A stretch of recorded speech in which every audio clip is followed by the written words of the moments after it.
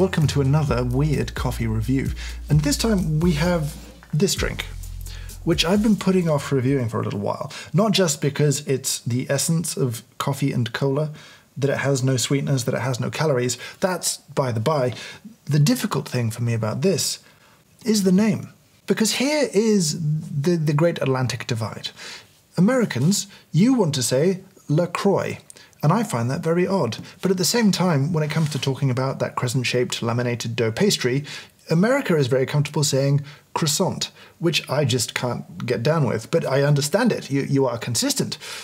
This side of the Atlantic, we're close enough to France to feel like we ought to say it like them, but we totally bottle it. So we do, or we just say things like croissant quickly and embarrassingly, and we feel bad about ourselves. We can't do croissant. That makes us feel ridiculous, so we live in this awful halfway house. To me, that's LaCroix.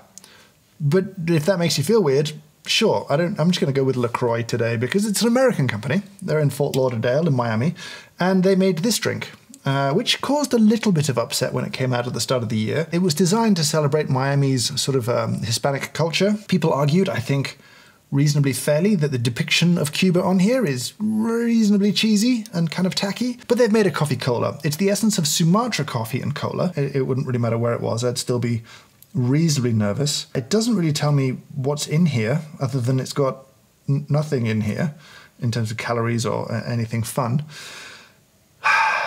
Generally, people are into these products, right? Like LaCroix do nice tasting fizzy water.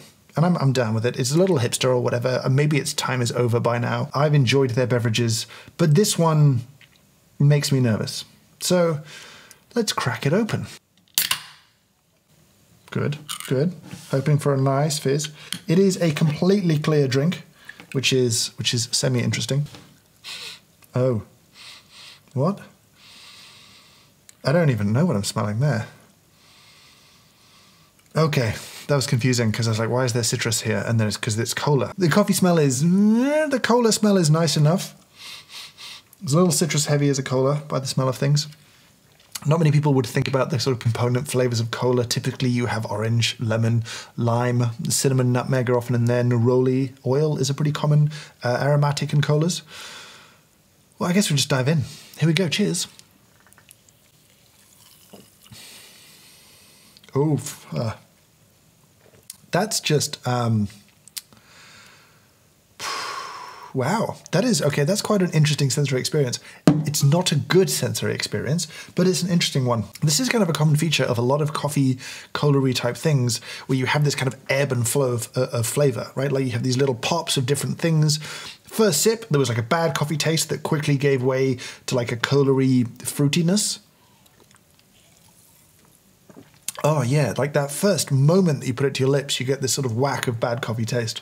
Then the cola, and then the lingering bad coffee flavor. I think the science roughly says that the size of the aromatic compound determines its volatility, so smaller things go volatile faster and you tend to experience them sooner. In this case, I have no idea what's going on.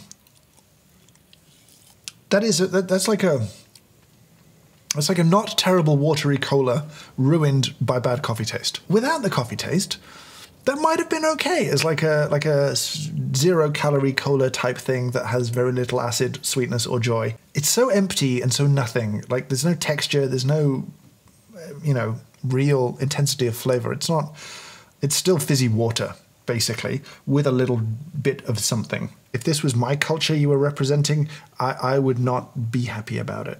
Do you know what? If this is a cheesy depiction of Cuban culture, and I think it is, it's a pretty terrible depiction of coffee flavor at the same time. Let's go with that. It is not the best that coffee has to offer here.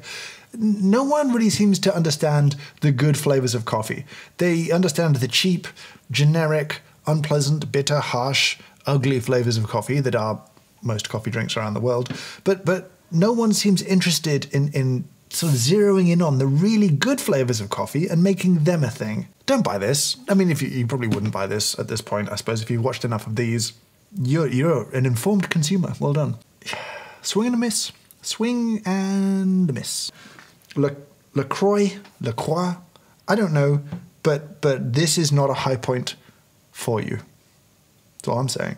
I'm not going to try and do too many of these type of videos. There's lots of other stuff I want to make, and actually Some of you really enjoy these, lots of you don't really care, and that's okay. I'm a little overwhelmed by things to taste that are weird and coffee-like right now. If there's something super weird and amazing, let me know. But I'm aware of like at least a dozen things, and I have about half a dozen things still left to taste. So I could just do these like one a week and never really catch up, which isn't going to happen, I'm afraid. So if you see some cool stuff, tweet it at me, send me a DM on Instagram. Please don't feel like you need to offer to send it to me. I really appreciate that, but I'm overwhelmed. That's it. That's Le Croix Coffee Exotica. Thank you so much for watching, and I hope you have a great day.